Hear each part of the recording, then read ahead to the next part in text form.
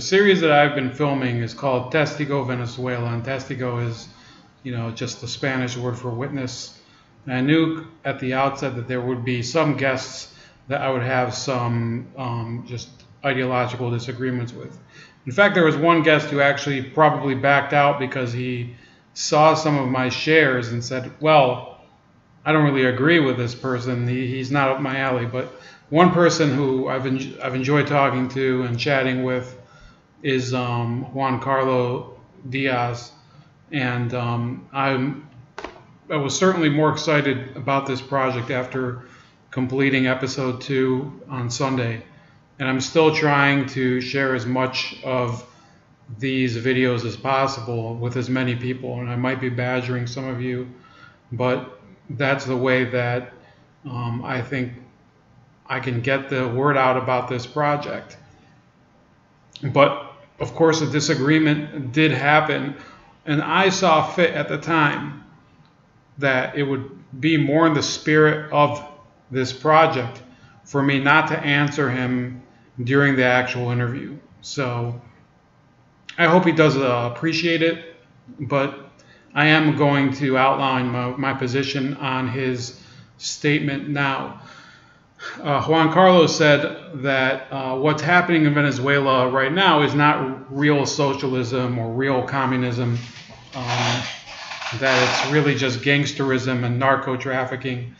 I think that Juan Carlo is kind of making a little excuse for them, or making an excuse for socialism. And I'll explain it very simply.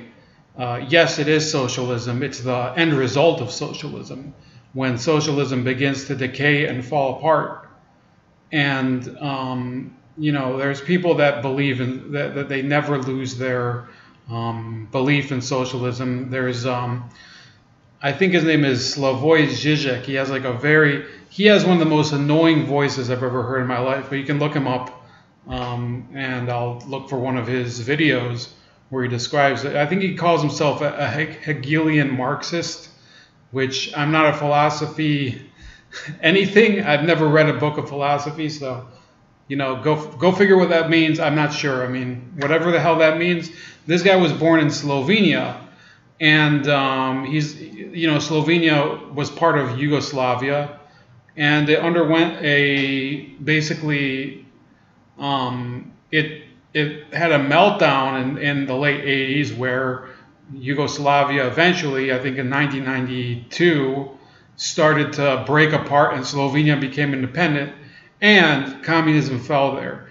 And this person, Slavoj Zizek, has never lost his faith in Marxism. It's just he's kind of compartmentalized it. He's using the same old tricks that a lot of these socialist advocates like to use, which is that,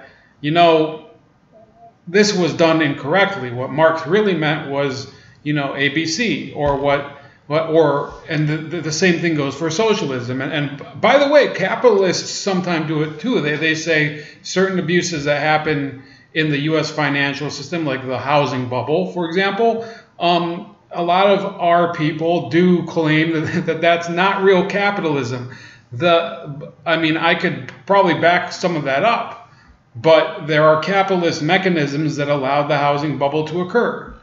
So, I think the shirking of responsibility is really a problem. So, not to get too deep into the, footnotes, so to speak, why am I saying that this is socialism and it is the end result of it? Well, what is the main goal of a socialist economic community? It is to distribute the means of production and the revenues and all of the benefits in a roughly equal manner among all participants. I could call them subscribers, I could call them members, I could call them citizens. It depends, basically the scale of the model. So you've distributed everything, But then the equality does not hold if they have the freedom to use those benefits or use the capital that they've been given, whatever it is, the resources that they're given. Let's call it resources from now on. I hope I remember that. They need to therefore use them for their needs. Now, that's where humanity breaks the socialist paradigm, because you don't need to demonstrate that different people have different needs. A diabetic person is going to need a medication such as insulin much more frequently than somebody that has hepatitis, right? It's all different. And the availability and supply, basically, of that commodity, and some would call them a necessity, but a necessity and a commodity, where does one end and the other begin? So basically, you can take that to any different aspect of this model. So you can have people that exercise more. They're going to be healthier among this community. It doesn't matter that you've distributed the healthcare benefits more or distributed them equally and everybody has the same care. The people that take care of themselves better are statistically more likely to live a healthier life. Those that, maybe sit around the house more, don't perform manual labor, those guys are going to have a harder, guys and gals are going to have and others are going to have a harder time staying fit and being and being healthy, basically. By the way, I have a wellness screening tomorrow, so I'm kind of like burning the calories late at night to get ready for it. You're welcome, Juan Carlo. But so you've redistributed everything. Now that's what happened in many of these countries that became socialist. Romania. You could talk about Hungary. You could talk about Ethiopia, Angola. There was land reform in many cases. There was redistributing the wealth, getting rid of these evil capitalist landlords is what they were talking about. But at what cost? And today I was talking with my other guest, Gabriel, about Zimbabwe, a couple parallels with Venezuela. Well, in the Zimbabwe, we're actually talking about redistributing land from a racial group to another racial group, from white farmers to usually the Shona members of the president's administration. Now, there's a huge mistake there. Whenever you reallocate a resource from a group that's accustomed to wielding it to a different group, then you have a competence gap. And the people that receive it don't necessarily know how to use it. That's exactly what happened in Uganda. Uganda was not a socialist country. Okay, so I could argue that this is a problem bigger than socialism, where Idi Amin expelled these. They're basically they were South Asian traders, South Asian merchants in Uganda.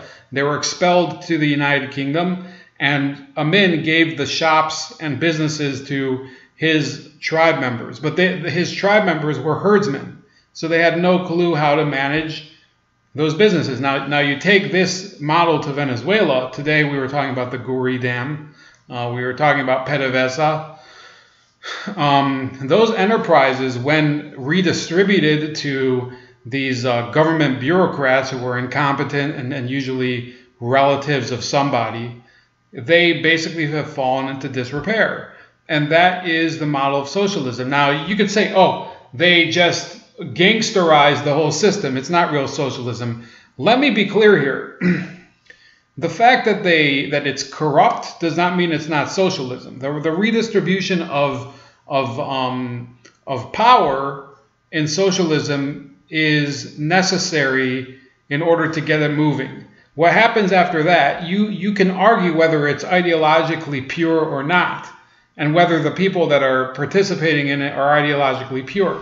But the actual process that is going on is 100% socialist. In fact, some of these things, nationalizing industries, taking over factories and all that. Yes, that is socialism. The fact that you want to call it gangsterism because what they did was, basically sell it off and pocket the difference, or basically they were short selling somebody else's property in a lot of cases.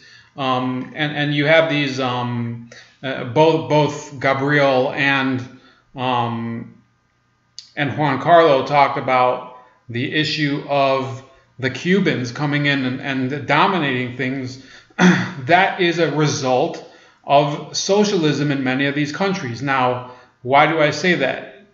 You have a system where you need people that are dependable. Now, who are the dependable people under socialism? You cannot depend on the upper class that was there before you because they remember how to manage things and can do it better than you. So you can put your people there and leave their people in place, and basically you have a fifth column. So you have to consolidate your power. It's happened in case after case after case, whether it's in Zimbabwe or in the Soviet Union, where they killed all the kulaks, these relatively well-off peasants. That you can see it in China, where they actually murdered moderate members of the Communist Party. That is a phase of the socialist or communist revolution. Now, and you might say, oh, well, what about, I'm using a voice of some popular politician here in America. You could say, well, what about in Sweden, where they haven't purged anybody? They haven't purged anybody in Sweden. Well, Sweden is a social democratic country, but in some respects, when you keep going through these waves of people getting knocked out of leadership or whatever, okay, so it's a more peaceful form of redistribution. Sure it is. I'm not going to argue that. It's a more peaceful form of redistribution, but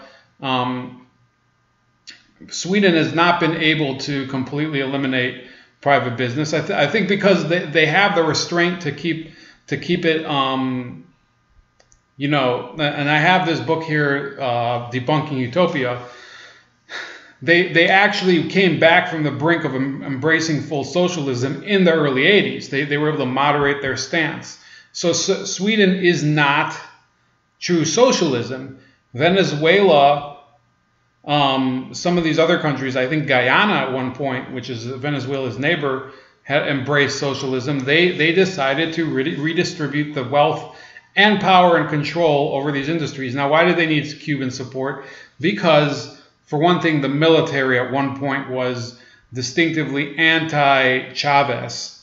And there were issues of basically professional assistance, because a lot of the people that were professionally qualified weren't willing to work for the Chavez government. This is a common thing. It happens in a lot of similar situations.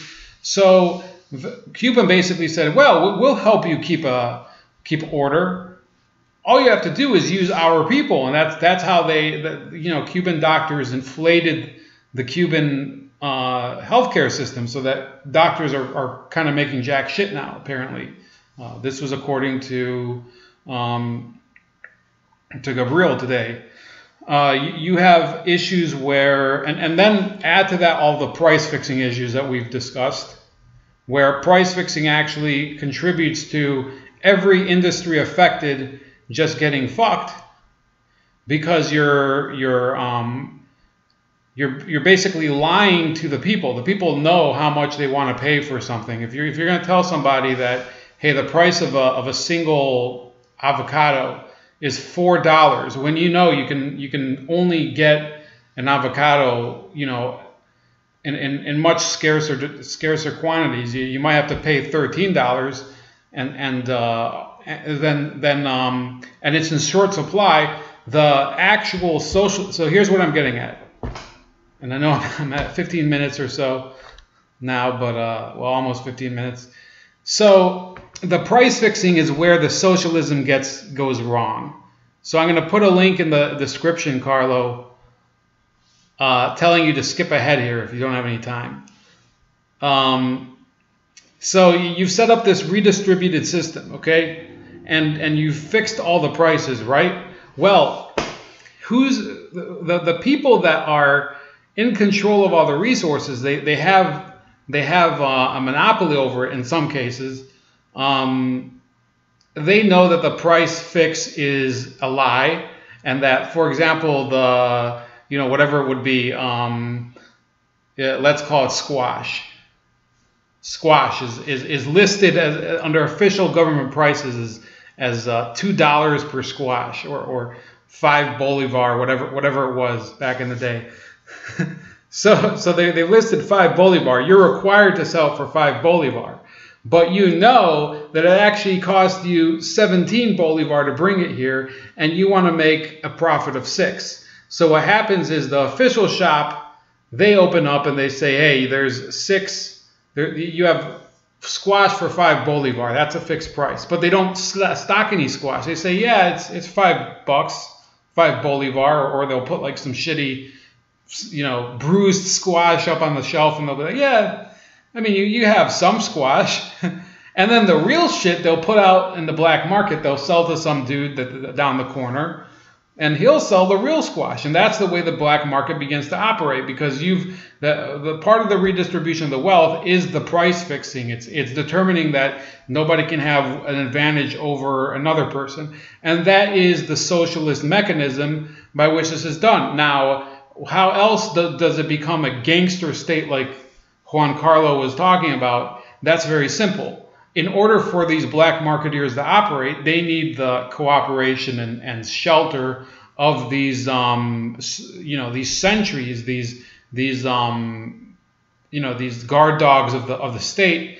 So they'll bribe them, and usually they'll give them a cut of the black market profits or whatever. They'll bring them in, or they'll use them in order to guard their resources and whatever. And then once that happens, you see that this is a spiraling, just a spiraling pattern of misery, because the government on the one hand is trying to fix the price, because they're telling the people that only this way will there be true equality in the squash market, let's say. Forget about healthcare. I mean, with squash, you've already fucked it up.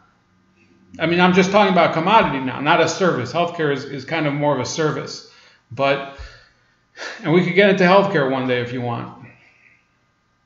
So the squash is, they're trying all the time to, just even the playing field in the squash.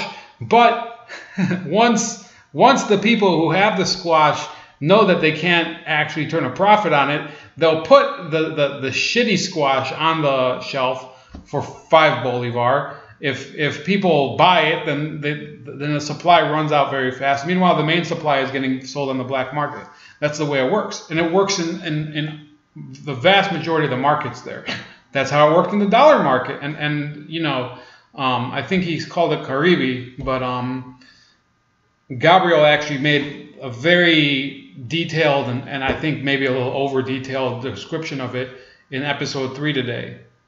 But bottom line, the socialism, while well-intentioned and idealistic and egalitarian, they want egalitarianism, but in doing so and in eliminating the incentive and in some cases creating hardship for the supplier, they create the actual mechanism to create the gangsterism. It happened in Russia towards the end. You know what? There's people that in Russia, Soviet Russia, their whole job was just basically gaming the system, finding resources, whatever the hell it was, grenades, light bulbs. They would know some guy, he's the party leader in Kharkiv, which is in Ukraine, and they'd say to him, those light bulbs, you don't need them next month, do you? And they'd basically give him like this nominal fee, and he would give them the light bulbs.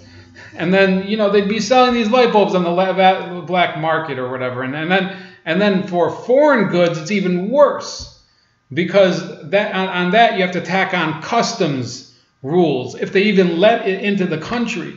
And if it's an illegal good, like let's say these rock albums used to be, you tack on even more money. So in essence, the socialist system is designed to add cost. Even under the best conditions, the price fixing ends up adding cost onto even legal commodities, and then vastly inflating commodities that people want that are illegal, whatever the hell it is. Hell, I mean, take our example from the war on drugs. We prohibit people from using crack cocaine or regular rock cocaine, or just powder cocaine, whatever you call it. And we interdict it from coming into the country. What happens? The price on the market rises. It's the way things work. And you can't change whatever you feel about it, whether you think it's unfair or exploitative, that's the way people behave. And that's my response. And I hope I'm not, bursting anybody's bubble on it. I think Juan and I are like, we've already developed like a good stream of communication. I did this intentionally as a separate video just so I wouldn't step on his toes during the interview. And I hope that we'll be hearing more from people like him that might have had Chavez opinions, pro-Chavez opinions in the past. I happen to know that he's a progressive today in the United States, which, people can believe whatever they want to believe. So that's it. This is Ramon with Bold Like a Leopard. And Testigo Venezuela, hashtag Testigo Venezuela. Episode 3 is out. Episode 2 was out on Sunday night. And episode 1 is also out there. So let me know what you think. And have a great night and a happy Thursday.